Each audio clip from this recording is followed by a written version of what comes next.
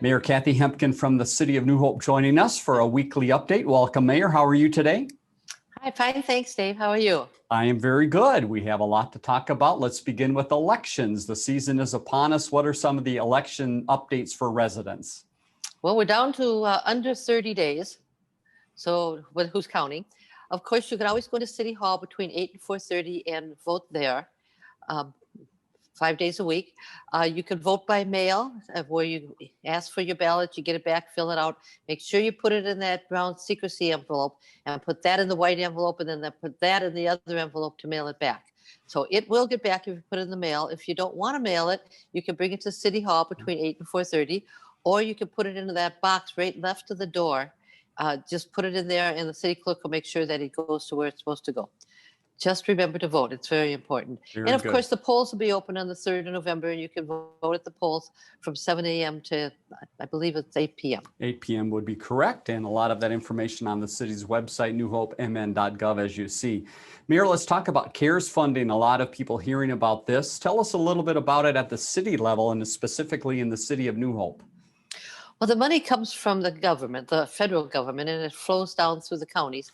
And New Hope is going to get 1.6 million. Well, the rules on what you can use it on change almost hourly.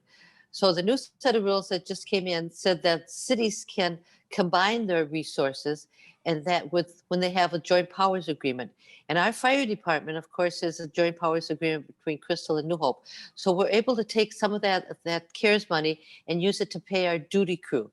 The fire department duty crew. That's the group of 4 people at each station that are there during the day, so that in case of a fire, they can respond to it, rather than having the whole fire department there and having a risk of getting everybody sick. Mm-hmm. So this way, in case we do happen to pick up the virus, it's really limited to just those 4 that are in the station. So very important that we do that, and it's nice that we've got the CARES funding to be able to pay that. Very good. Let's hop to community development. A lot happening here. We begin with 8001 Bass Lake Road. Give us a little recap of that area and what is coming. So there's a Family Dollar right next to CVS. And next to that is a building that looked like it was never going to get finished. Apparently the contractor left and he had to get a new contractor, but we're making progress. So the liquor store across the street from that is going to move into that building. But the thing that's kind of new today is they didn't have proper lighting in their parking lot. So they just got a permit to do that, and they'll get themselves up to standards on that lighting. Another area under the umbrella of community development is the census. So you wanted to provide a little update for New Hope residents on the census process. This is another date that changes, but as of today, the 5th of October is the last day for in-person census answering and the field operations. They will then start collecting all that data, get it to the president by the 31st of December, and then it comes back to the states so that they can look at redistricting. It'll come back to the states in July of 2021. So last time you can respond to that, and if you haven't, I'm sorry to hear that.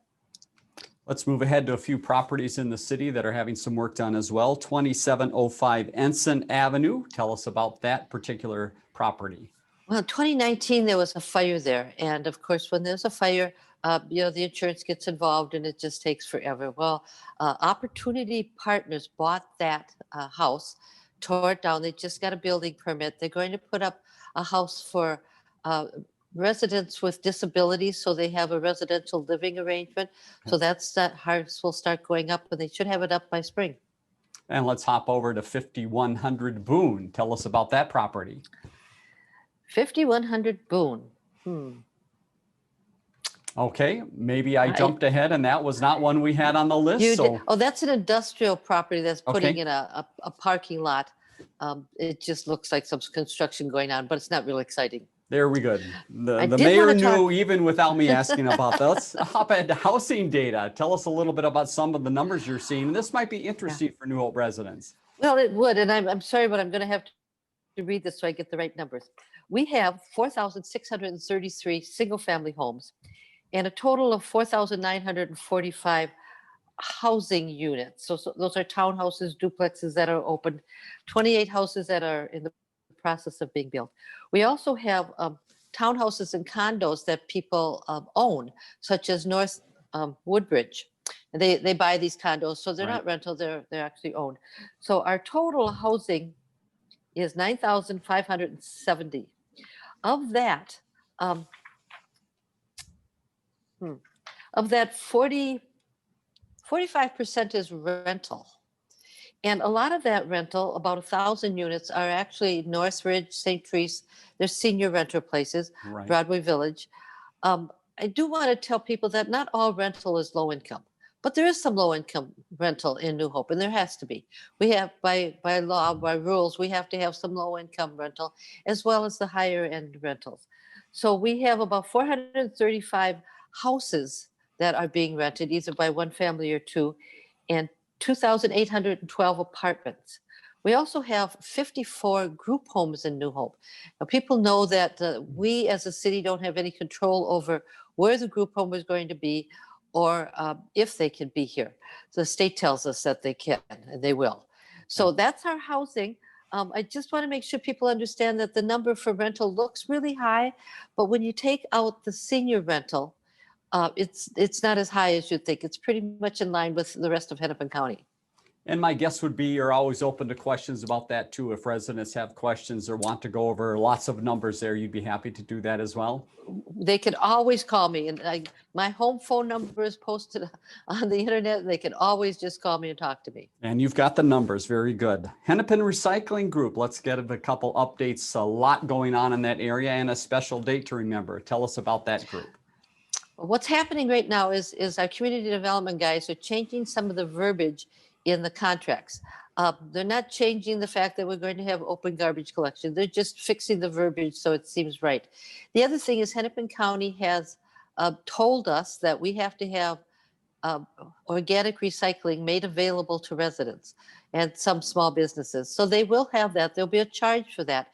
So they're putting that verbiage into the contracts too. The garbage haulers have to provide that, but at what cost, I don't know that yet. It won't be free, but probably will be a cost to that.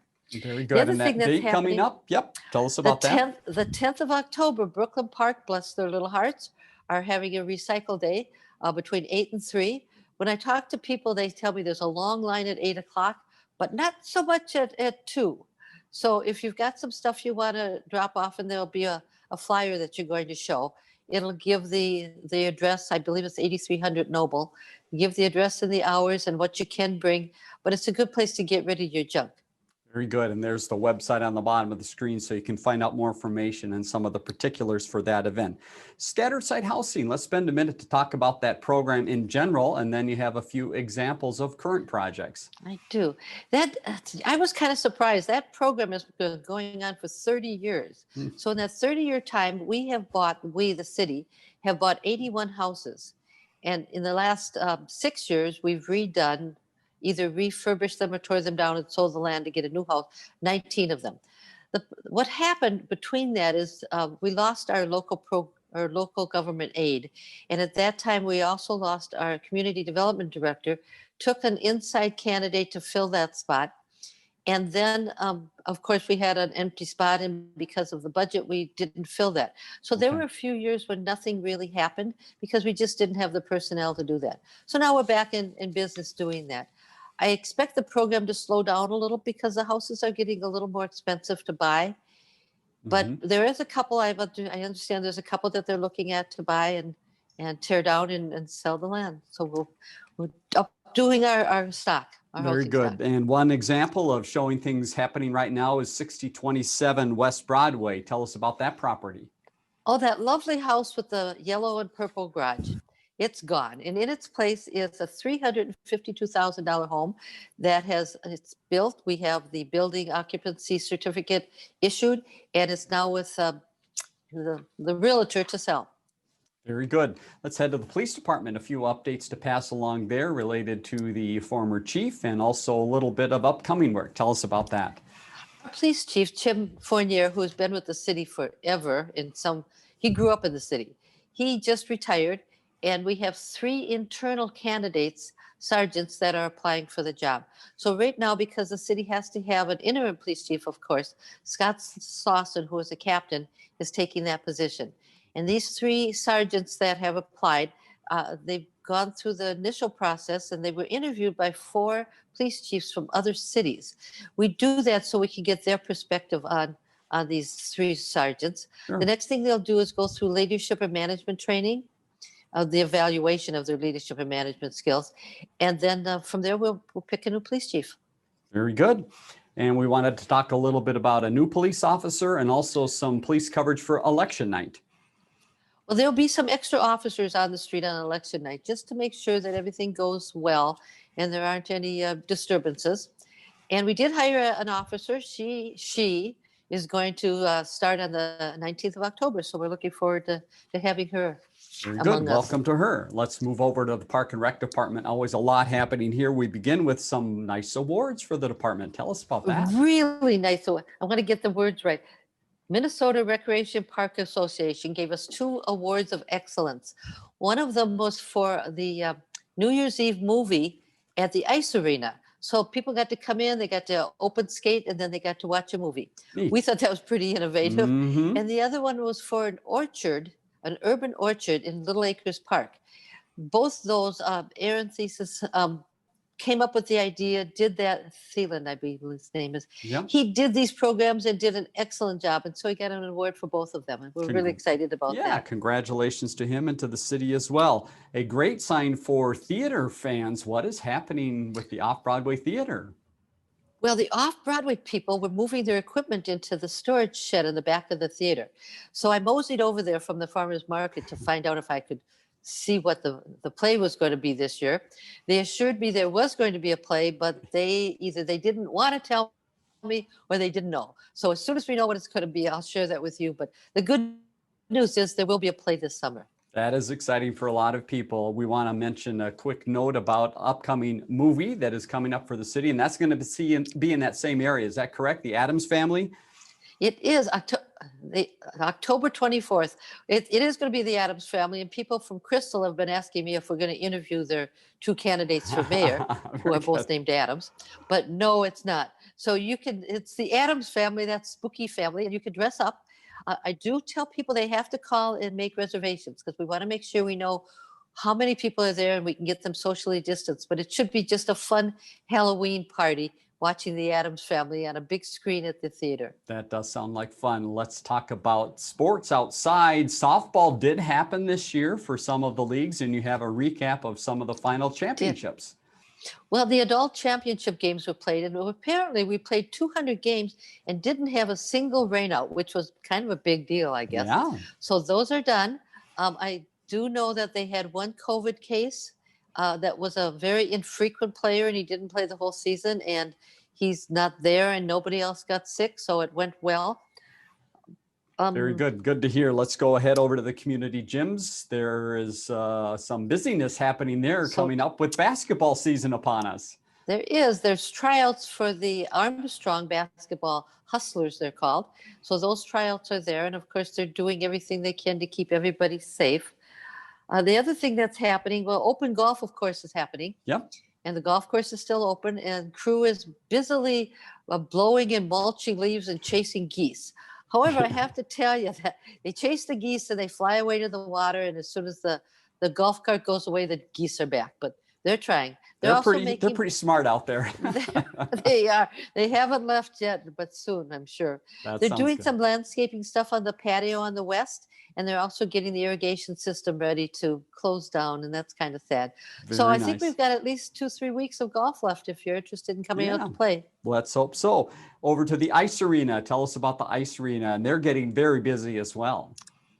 Well, they are. We got some good news that the Minnesota High School Sports Commission told us that there were going to be winter sports. So we'll be having the hockey games there. Of course, they'll have all the things in place for COVID. The spectators amount of people watching the games will have to be limited because they have to keep apart. Right. And we're working with 281 to make sure that we have the right rules in place and they have the right rules in place. And we really want to keep everybody as safe as we can. So all our facilities are really being used, except the pool. Yes. However, we are pool. training people to winterize the plumbing at the pool. So once that training is done, they'll start to do the winterizing. I know that they're buying furniture and they're just getting ready for that grand opening in June. I can hardly wait. We're crossing our fingers. We're crossing our fingers. So hopefully that'll all happen. A lot of information always goes out from the city to the residents, and a couple of ways that happens are through a few publications. Give us a little preview of a few publications that are getting ready to be hot off the press.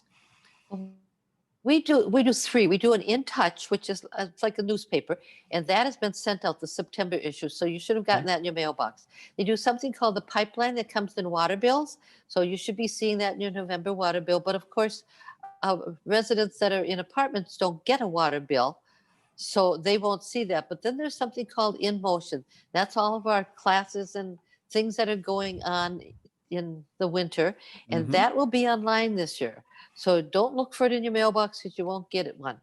The reason we did that is so many things are changing so quickly. Sure. We have to be able to say we need to cancel that for whatever reason, or we're going to open that up to a wider group because we have more space.